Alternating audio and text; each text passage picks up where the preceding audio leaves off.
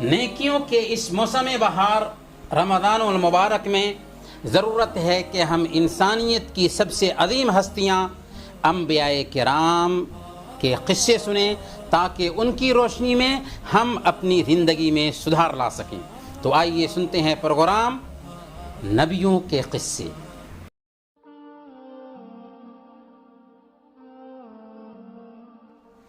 بسم اللہ والصلاة والسلام علی رسول اللہ وبعد۔ محترم ناظرین، السلام علیکم ورحمۃ اللہ وبرکاتہ۔ پروگرام نبیوں کے قصے میں آپ سب کا استقبال ہے۔ پچھلے ایپیسوڈ میں ہم نے بیان کیا تھا کہ حضرت ابراہیم علیہ السلام کو پہلی بیوی حضرت سارہ علیہ السلام سے اولاد نہ ہو رہی تھی، تب انہوں نے حضرت سارہ علیہ السلام کے مشورہ سے ہاجرہ علیہ السلام سے شادی کر لی۔ چنانچہ اللہ تعالیٰ نے حضرت ہاجرہ علیہ السلام کے بطن سے انہیں اسماعیل علیہ السلام جیسے ہونہار فرزند اللہ پاک نے عطا فرمایا، اور پھر آپ نے حضرت اسماعیل علیہ السلام کی زندگی کا دلچسپ اور سبق آموز قصہ بھی سن لیا۔ حضرت ابراہیم علیہ السلام کے دوسرے بیٹے حضرت اسحاق علیہ السلام ہیں، جو حضرت سارہ علیہ السلام کے بطن سے پیدا ہوئے۔ ان کی پیدائش کا کیا قصہ ہے، آئیے اسے سنتے ہیں۔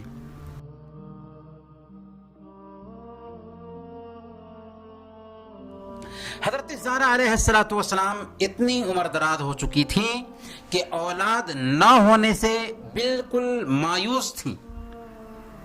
کسی کو امید نہیں تھی کہ اب حضرت سارہ علیہ السلام کے ہاں بھی اولاد ہو سکتی ہے، لیکن اللہ تعالی اسباب کا پابند نہیں ہوتا۔ ایک دن چند فرشتے انسانی شکل میں حضرت ابراہیم علیہ السلام کے پاس آئے۔ ابراہیم علیہ السلام نے سمجھا کہ یہ کوئی مہمان ہے، چنانچہ فوراً گھر گئے، ایک بچھڑا ذبح کیا، اسے بھونا اور لا کر ان کی خدمت میں پیش کیا۔ مہمان چونکہ فرشتے تھے، بھلا وہ کھانا کھاتے تو کیسے، اس لیے انہوں نے کھانے کی طرف ہاتھ نہیں بڑھایا۔ اب ابراہیم علیہ السلام کی گھبراہٹ تیز ہونے لگی۔ تب فرشتوں نے راز کھولا، حقیقت بتائی کہ بات یہ ہے کہ ہم فرشتے ہیں اور آپ کے پاس اس لیے آئے ہیں تاکہ آپ کو ایک بیٹے کی خوشخبری سنائیں۔ شوہر بھی پریشان اور ادھر بیوی بھی پریشان کہ مایوسی کی عمر میں بچے پیدا ہوں، ایسا کیسے ہوگا؟ تب فرشتوں نے اطمینان دلایا کہ یہی اللہ کا فیصلہ ہے۔ چنانچہ واقعی حضرت سارہ علیہ السلام امید سے ہوئیں اور آپ کے گھر میں حضرت اسحاق علیہ السلام کی پیدائش ہوئی۔ اس طرح حضرت اسحاق علیہ السلام پلے بڑھے یہاں تک کہ نبی بنائے گئے۔ اللہ تعالیٰ نے سورہ الصافات آیت نمبر 112 میں بیان فرمایا، وَبَشَّرْنَاهُ بِإِسْحَاقَ نَبِيًّا مِّنَ الصَّالِحِينَ، ہم نے انہیں اسحاق کی بشارت دی جو نبی اور نیکوکار ہوں گے۔ چنانچہ حضرت ابراہیم علیہ السلام نے اپنی وفات سے پہلے حضرت اسحاق علیہ السلام کو قبیلے شام کی طرف اور حضرت اسماعیل علیہ السلام کو قبیلہ جرہم کی طرف اور لوط علیہ السلام کو شہر صدوم کی بستیوں کی طرف بھیج دیا تھا۔ پھر حضرت اسحاق علیہ السلام فلسطین میں ہی وفات پا گئے اور ابراہیم علیہ السلام کی قبر کے پاس ہی دفن کیے گئے۔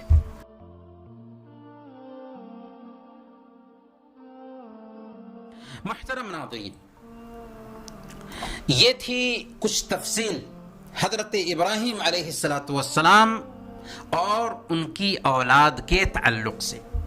اب آئیے ہم دیکھتے ہیں کہ اس گھرانے کی زندگی سے ہمیں کیا سبق ملتا ہے، کیا پیغام ملتا ہے؟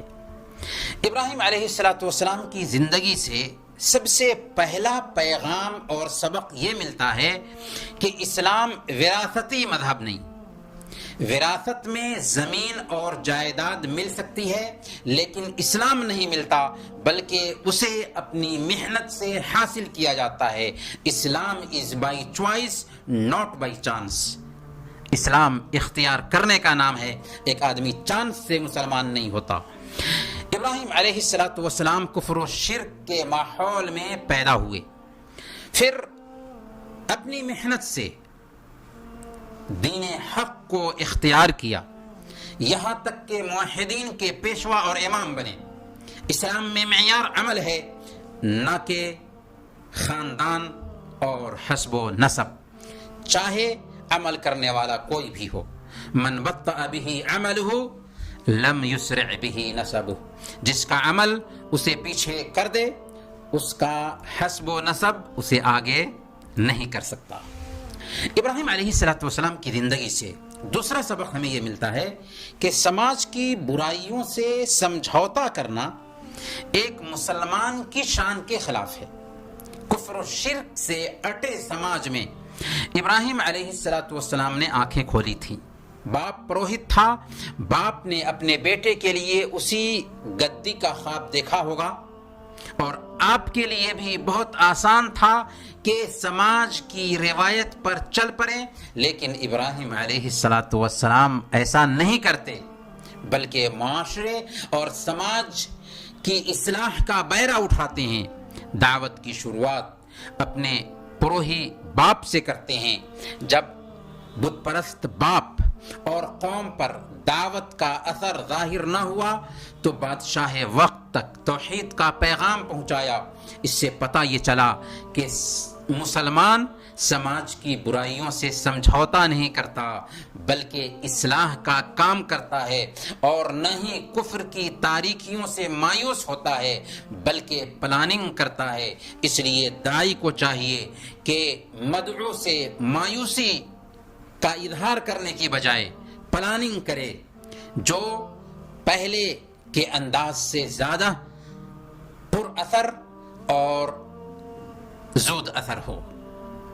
ابراہیم علیہ السلام کی زندگی سے تیسرا سبق یہ ملتا ہے کہ راہ حق کی سپاہیوں کی آزمائش ہوتی ہے۔ حق کے راستے میں اگر آپ چلتے ہیں، حق کے راستے پر آپ گامزن ہیں، تو آپ کی آزمائش ہوگی ہی۔ جتنا ایمان مضبوط ہوگا اسی کے تناسب سے آزمائش بھی ہوگی۔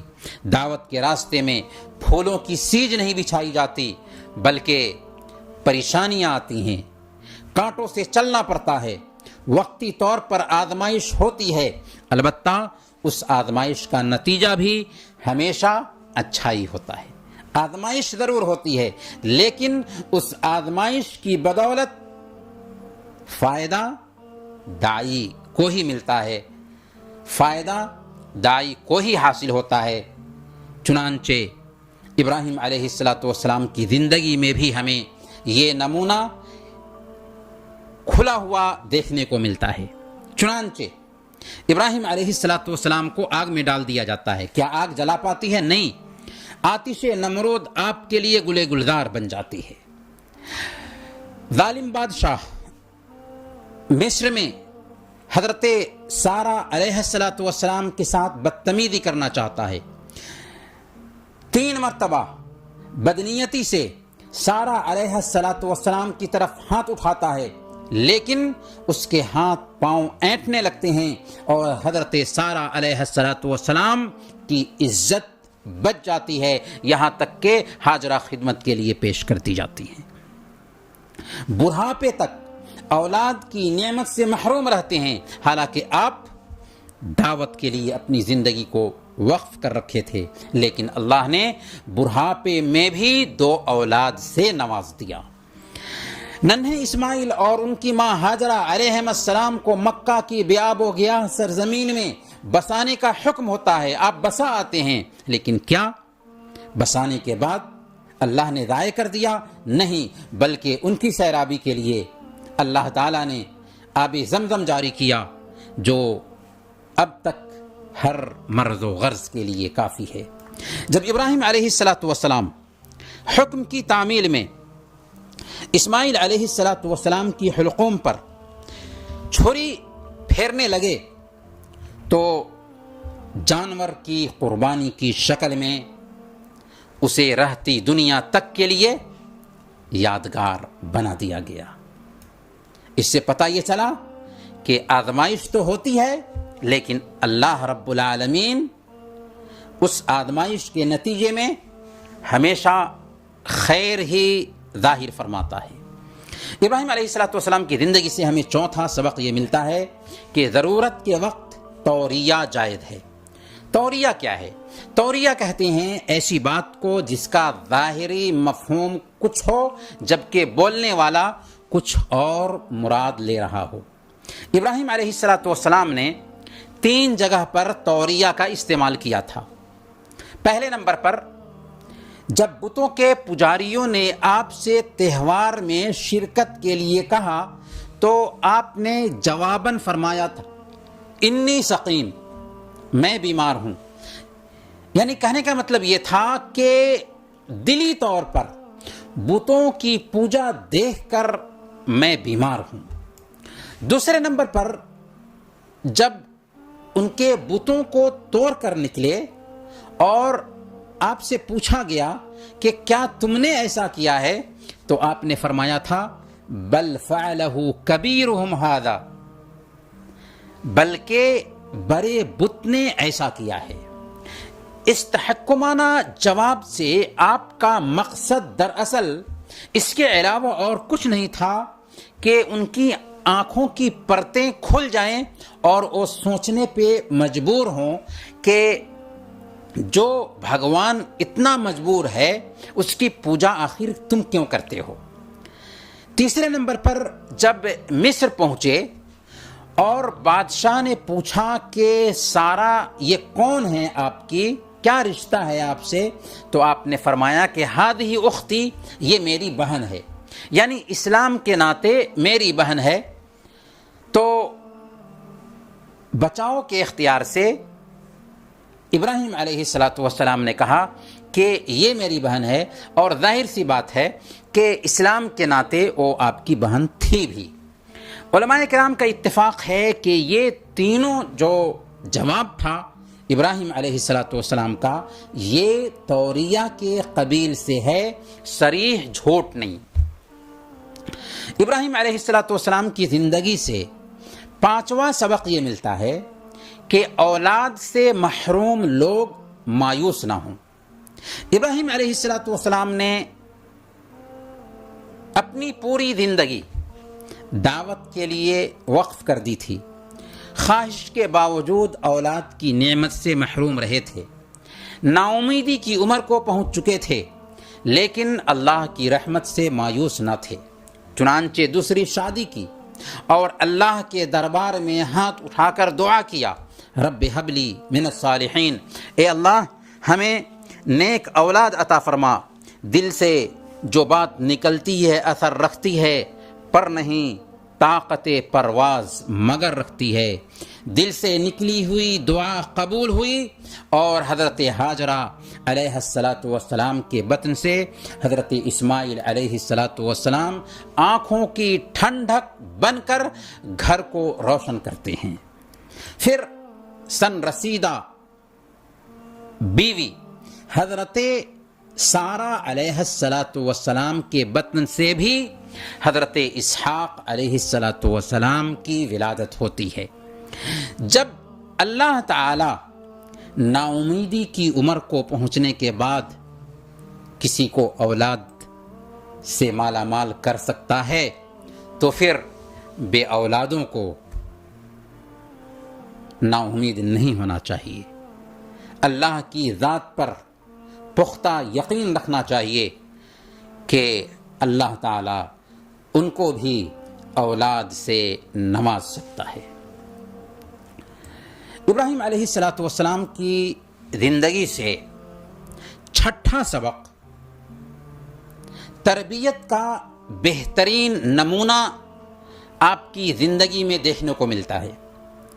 وہ ہاجرہ جو کل تک ظالم بادشاہ کے پاس تھیں، جب ابراہیم علیہ السلام کے پاس آتی ہیں تو دل میں ایسا توکل اور اعتماد پیدا ہوتا ہے کہ ابراہیم علیہ السلام جب انہیں بیاب و گیا سرزمین میں بسا کر چلنے لگتے ہیں تو پکار رہی ہیں، اے ابراہیم ہمیں چھوڑ کر کہاں جا رہے ہیں؟ کچھ جواب نہیں ملتا ہے تو پوچھتی ہیں، اللہ امرک بہذا، کیا اللہ نے آپ کو اس کا حکم دیا ہے؟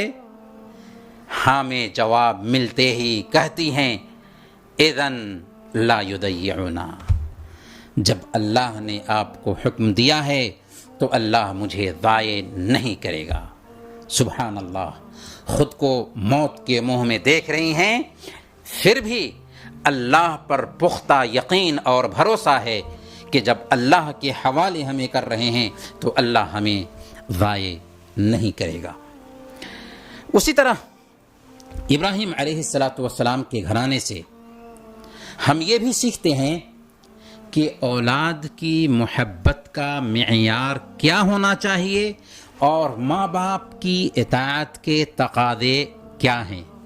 دو چیز ہے، اولاد کی محبت کا معیار کیا ہونا چاہیے اور ماں باپ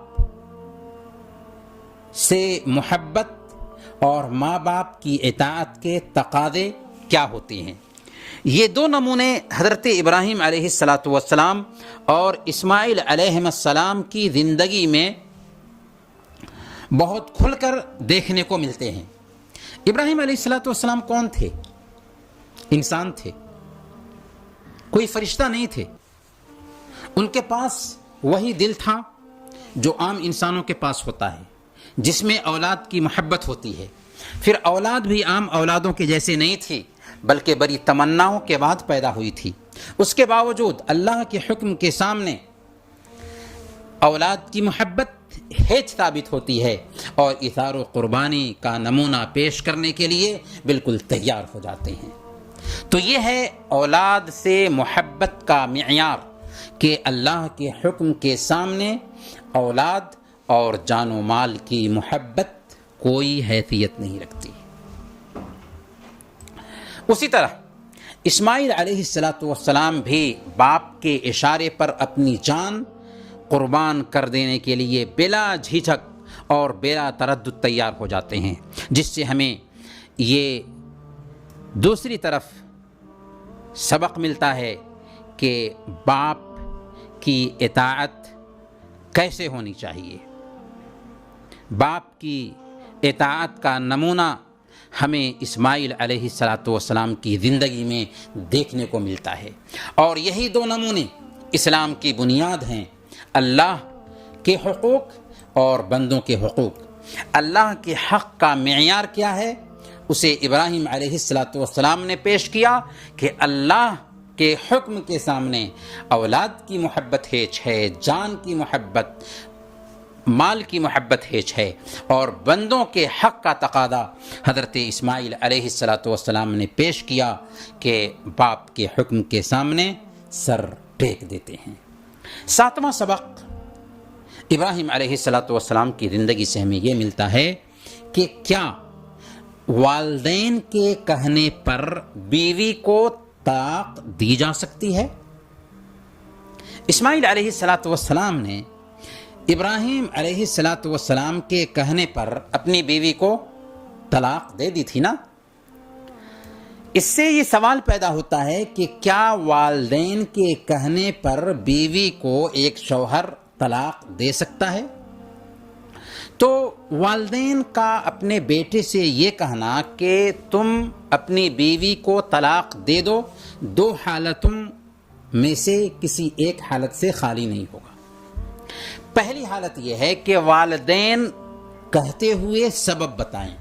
مثال کے طور پر یہ کہیں کہ میں نے تیری بیوی کو کسی غیر سے عشق و محبت کی باتیں کرتے ہوئے دیکھا ہے، بشرطے کہ والدین سنجیدہ ہوں، ان کی طبیعت میں نرمی ہو اور وہ نیک بھی ہوں، تو ایسی صورت میں والدین کی بات مانتے ہوئے اپنی بیوی کو وہ طلاق دے سکتا ہے۔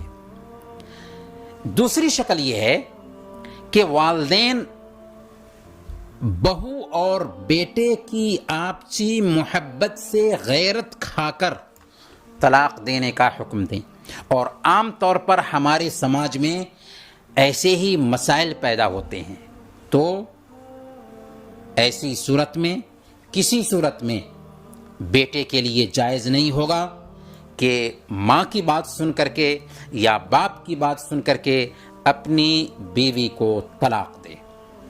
محترم ناظرین، یہ تھا ابراہیم علیہ السلام کے گھرانے کی قربانیوں کا ایک ہلکا سا قصہ، جسے بیان کرنے کا مقصد اس کے علاوہ اور کچھ نہیں کہ ہم ان قصوں کو اپنی زندگی میں برتنے کی کوشش کریں اور ان قصوں کے مطابق اپنے آپ کو ڈھالنے کی کوشش کریں۔ اللہ تعالی ہم سب کو اس پر عمل کرنے کی توفیق عطا فرمائے۔ وصلی اللہ علی نبینا محمد وعلی آلہ وصحبہ اجمعین۔